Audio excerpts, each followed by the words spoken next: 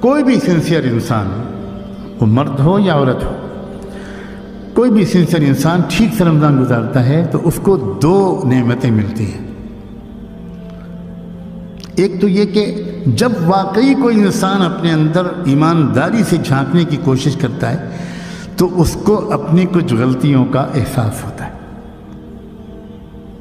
کیا کیا مس کر رہا ہوں میں، کیا مجھ میں کمیاں ہیں، کیا میں اپنی آنکھوں کا صحیح استعمال کر رہا ہوں یا غلط کر رہا ہوں، وغیرہ وغیرہ وغیرہ، لمبی لسٹ ہوتی ہے۔ جو انسان دیانتداری کے ساتھ آنیسٹلی اپنے اندر جھانک کر دیکھ لیتا ہے وہ اپنی غلطیوں کو خود پکڑ لیتا ہے، یہ کمیاں میرے اندر ہیں۔ اور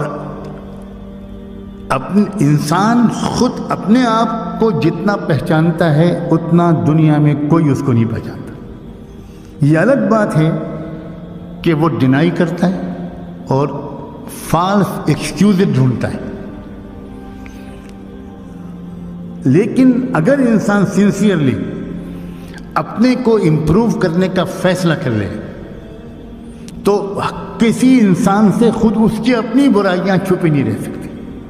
جو شارٹ کمیز ہیں جو بھی ہر انسان میں ہوتی ہیں اور زیادہ نہیں ہوتی، یہ بھی بہت ہی پازیٹیو بات ہے، 2 ہی 4 ہوتی ہیں، باقی بہت خوبیاں ہوتی ہیں ہر ایک کے اندر، لیکن 2-4 غلط حرکتوں یا کمیوں کی وجہ سے ہماری انسانی ترقی رکی ہوئی ہوتی ہے۔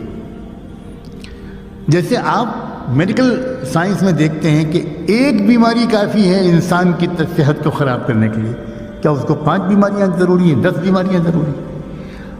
اسی طرح روحانی طور پر بھی انسان کو بینکرپٹ بنا دینے کے لیے اس کی ایک بیماری کافی ہے، ایک روحانی بیماری کافی ہے۔ تو اگر کوئی انسان اپنا صحیح جائزہ لے تو ایک فائدہ یہ ہوتا ہے کہ اس کو اپنی غلطیوں کا احساس ہوتا ہے، پھر وہ ریپینٹ کرتا ہے، معافی مانگتا ہے، توبہ کرتا ہے، اور اسی کے نتیجے میں پھر کیا ہوتا ہے، پھر رمضان اس کو مغفرت دے کر جاتا ہے۔ یہ مطلب اس کا کس کو مغفرت ملے گی؟ جو اپنی غلطیوں کو فائنڈ آؤٹ کر لے گا، آئیڈینٹیفائی کر لے گا اور پھر ان غلطیوں پر معافی مانگے گا، شرمندہ ہوگا۔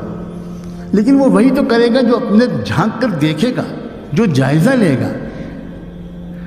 دوسرا ایک فائدہ یہ ہوتا ہے پچھلی غلطیوں کی معافی کے علاوہ کہ آئندہ زندگی میں ان غلطیوں سے وہ بچ جاتا ہے، اور اسی کا نام ہے تقویٰ۔